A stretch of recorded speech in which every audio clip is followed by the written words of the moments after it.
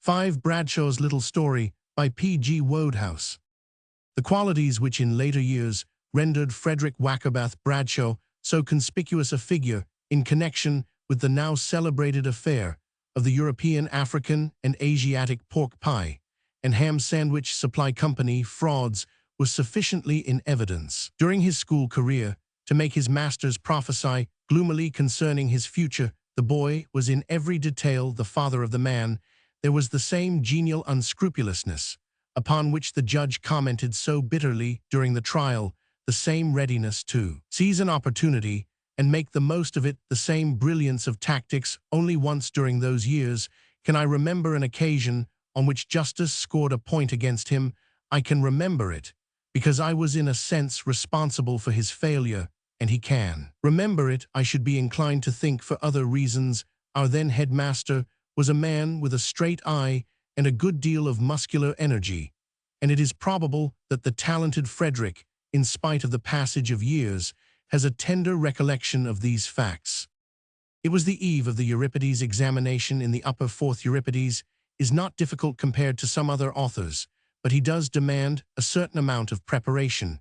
Bradshaw was a youth who did less preparation than anybody I have ever seen, heard of, or read of, partly because he preferred to peruse under the table during prep, but chiefly, I think, because he had reduced cribbing in form to such an exact science that he loved it for its own sake, and would no sooner have come tamely into school with a prepared lesson than a sportsman would shoot a sitting bird. It was not the marks that he cared for, he despised them. What he enjoyed was the refined pleasure of swindling under a master's very eye. At the trial, the judge, who had so ran report been himself rather badly bitten by the ham sandwich company, put the case briefly and neatly in the words, "You appear to revel in villainy for villainy''s sake," and I am almost certain that I saw the beginnings of a gratified smile on Frederick's expressive face as he heard the remark. The rest of our studized juniors at St. Austin's pigged in quartettes were in a state of considerable mental activity. On account of this Euripides examination, there had been house matches during the preceding fortnight, and house matches are not a help to study, especially if you are on the very fringe of the cockhouse team, as I was. By dint of practicing every minute of spare time, I had got the 11th place for my fielding, and better still, I had caught 2 catches in the second innings, one of them a regular gallery affair, and both off the captain's bowling. It was magnificent, but it was not Euripides, and I wished now that it had been. Mellish, our foremaster, had an unpleasant habit of coming down with both feet, as it were, on members of his form who failed in the book papers. We were working, therefore, under forced draft, and it was distinctly annoying to see the wretched Bradshaw lounging in our only armchair with one of Rider Haggard's best, seemingly quite unmoved at the prospect of Euripides examinations. For all he appeared to care, Euripides might never have written a line in his life. Kendall voiced the opinion of the meeting. "Bradshaw, you worm," he said, "aren't you going to do any work? Think not, what's the good? Can't get up a whole play of Euripides in 2 hours. Mellish'll give you beans. Let him. You'll get a jolly bad report." "Shan't get a report at all. I always intercept it before my guardian can get it. He never says anything." "Mellish'll probably run you in to the old man," said White, the 4th occupant of the study. Bradshaw turned on us with a wearied air. "Oh, do give us a rest," he said. "Here, you are just going to do a most important exam, and you sit jawing away as if you were paid for it. Oh, I say, by the way, who's setting the paper tomorrow?" "Mellish, of course," said White. "No, he isn't," I said. "Shows what a lot you know about it. Mellish is setting the Livy paper." "Then who's doing this one?" asked Bradshaw. "York." York was the master of the upper 5th. He generally set one of the upper 4th book papers. "Certain," said Bradshaw. "Absolutely." "Thanks, that's all I wanted to know. By Jove, I advise you chaps to read this, it's grand. Shall I read out this bit about a fight?" "No," we shouted virtuously all together, though we were dying to hear it, and we turned once more to the loathsome inanities of the second chorus. If we had been doing Homer, we should have felt more in touch with Bradshaw. There's a good deal of similarity, when you come to compare them between Homer and Haggard, they both deal largely in bloodshed, for instance, as events proved the Euripides paper. Like many things which seem formidable at a distance, was not nearly so bad as I had expected. I did a fair to moderate paper, and Kendall and White both seemed satisfied with themselves. Bradshaw confessed without emotion that he had only attempted the last half of the last question, and on being pressed for further information, merely laughed mysteriously and said vaguely that it would be all right. It now became plain that he had something up his sleeve. We expressed a unanimous desire to know what it was. "You might tell a chap," I said. "Out with it, Bradshaw, or well, Lynch," you added, Kendall. Bradshaw, however, was not to be drawn much of his success in the paths of crime, both at school and afterwards, was due to his secretive habits. He never permitted accomplices. On the following Wednesday, the marks were read out of a possible 100. I had obtained 60, which pleased me very much indeed. White 55, Kendall 61.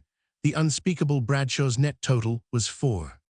Mellish always read out bad marks in a hushed voice expressive of disgust and horror, but 4% was too much for him. He shouted it, and the form yelled applause, until Ponsonby came in from the upper fifth next door with Mr. York's compliments, and would we recollect that his form were trying to do an examination.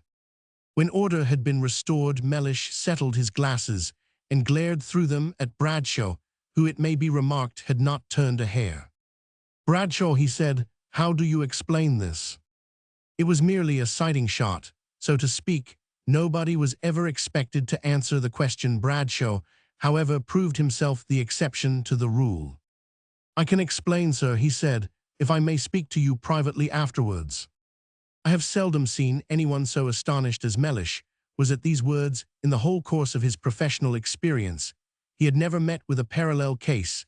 It was hard on the poor man not to be allowed to speak his mind about a matter of 4% in a book paper.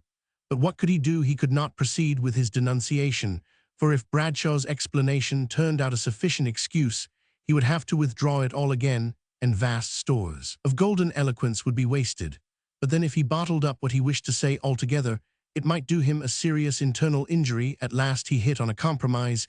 He said, "Very well, Bradshaw, I will hear what you have to say," and then sprang like the cat in the poem, all claws, upon an unfortunate individual who had scored 29 and who had been congratulating himself that Bradshaw's failings would act as a sort of lightning conductor to him.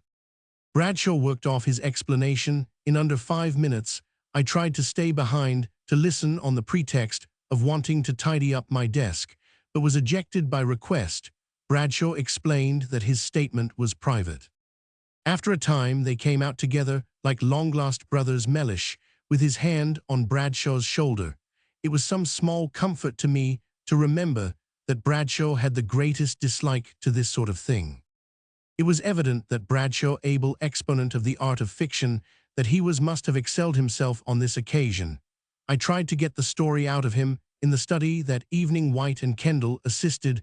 We tried persuasion first, that having failed, we tried taunts, then we tried kindness. Kendall sat on his legs, and I sat on his head, and White twisted his arm. I think that we should have extracted something soon, either his arm from its socket or a full confession. But we were interrupted. The door flew open, and Prater, the same being our housemaster, and rather a good sort, appeared.